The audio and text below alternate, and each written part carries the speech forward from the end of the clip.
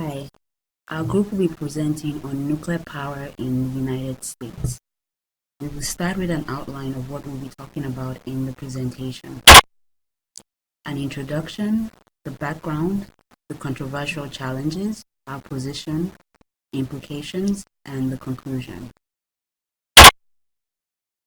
We would give a quick overview of an introduction of nuclear energy before we talk about nuclear energy in the United States.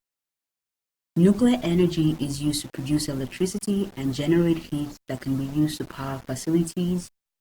Nuclear energy plants have been known to produce renewable, clean energy that does not release greenhouse gas or pollute the air. This is one of the reasons why we thought this would be good for our presentation. The first nuclear energy plant was established in 1954 in Russia, in a small community in Russia. The figure beside shows you the different reactors around the world, and as you can see, the United States has the highest numbers of reactors across worldwide. Now, nuclear energy in the United States. Nuclear energy has been used in the United States for more than 60 years. It has been used in the country in one capacity or the other as a way to generate energy and for defense activities. In the United States, nuclear energy contributes to about 20% of electricity generated in the country. As you've seen in the other graph or in the other figure that we presented, the United States is the largest producer of nuclear energy in the world. And over time, the number of reactors in the country has increased, as you can see from the figure on the right.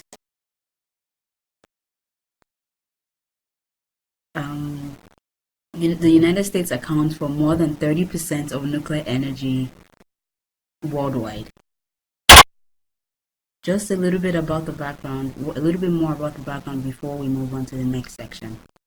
There's a total number, there's a 98 operating nuclear energy in nuclear power reactors in the country, with 2 new ones coming up in Georgia for 2019 and 2020.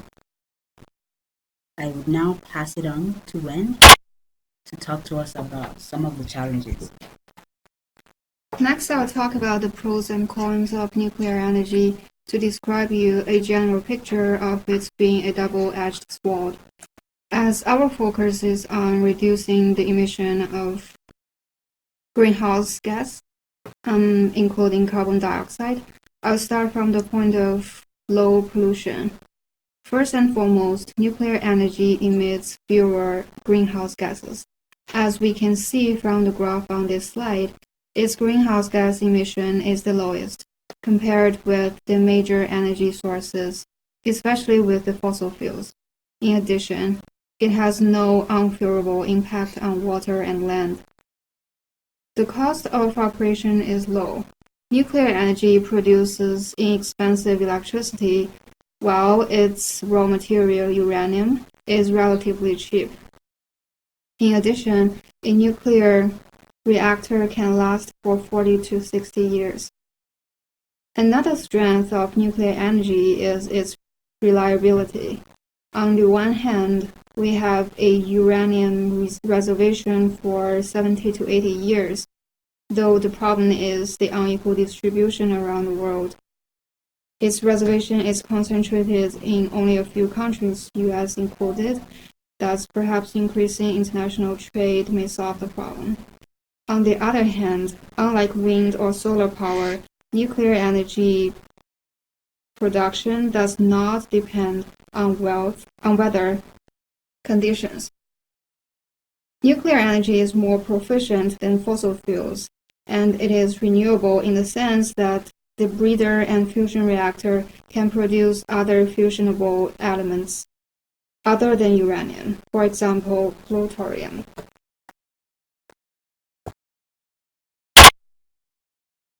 Okay, now let's look at the weakness of nuclear energy.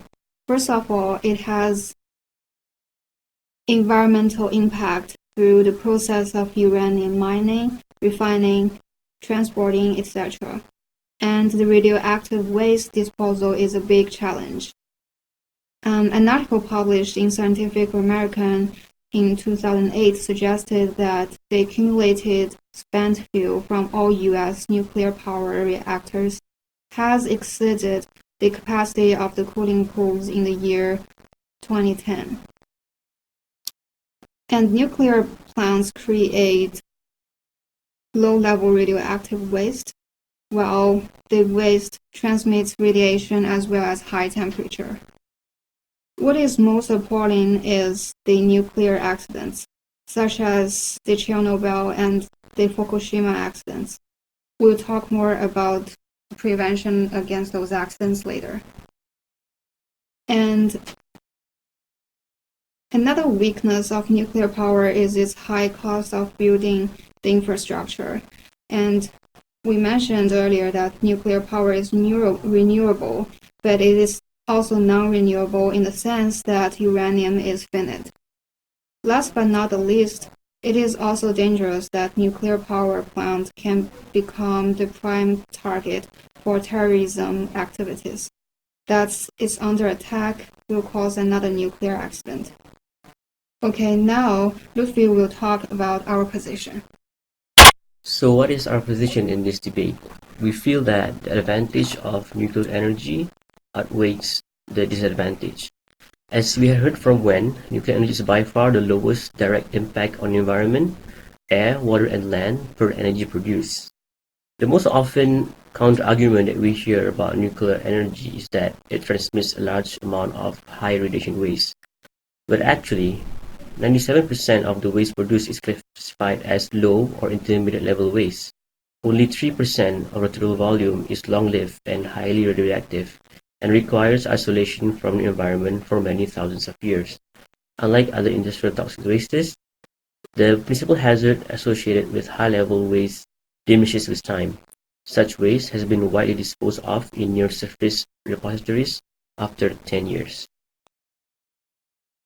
The safe, environmentally sound disposal of radioactive waste is technologically proven, with scientific consensus on deep geological repositories.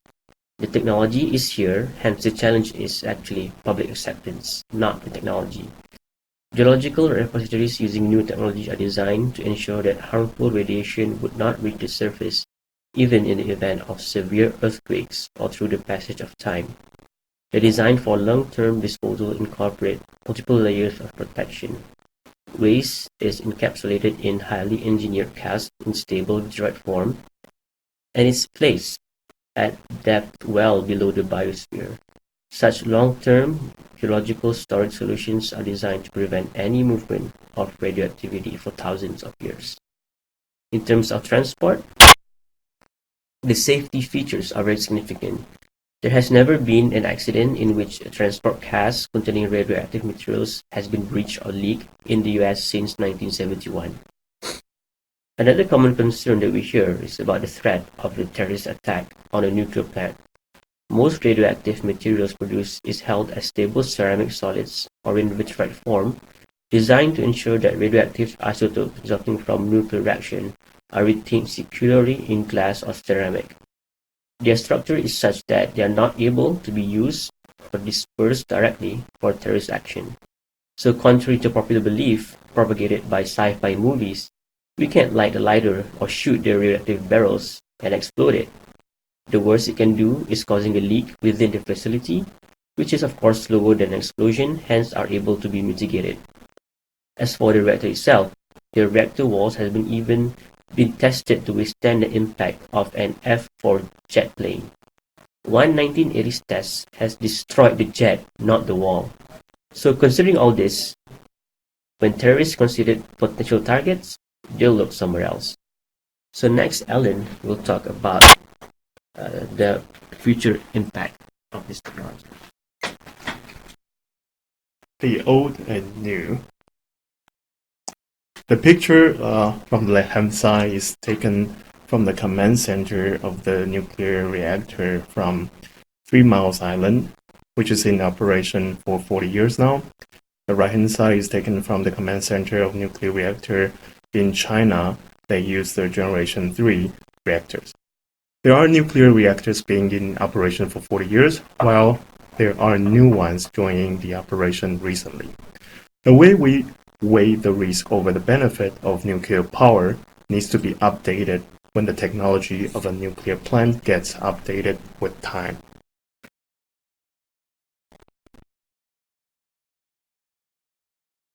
Our presentation is to make a case for more investment to advance the technology of nuclear technology. Countries like China had already moved on to the Generation 3. Now there are initiatives for the Generation 4, which is more efficient and cleaner with minimal waste. There are more inventions or innovations currently in the pipeline or in a lab or a startup that have potential to generate safer, cleaner nuclear power. Without investment and support from regulators, these innovations have no chance to become solutions. Apart from Generation 4, based on atom fissions, we have atom fusion nuclear energy in the pipeline, which is estimated to be made available by 2050. That shows promising future as well. The argument to be made here is that if the cons of nuclear power described here are the reasons used to curb the development of new technology to improve the nuclear power, then we are actually curbing the chances for us to solve the cons just because of the cons. Our conclusion is nuclear power is carbon-free, clean, and efficient way to meet the demands of energy. Modern technology has demonstrated the potential to address concerns of opponents to nuclear power. The framings of massive destruction weapon, hazard of radiation, create stigmatization that hinder adoptions of the technology that actually benefit all. We advocate for up-to-date regulatory investment environment to advance the field and better management of the risk. Thank you.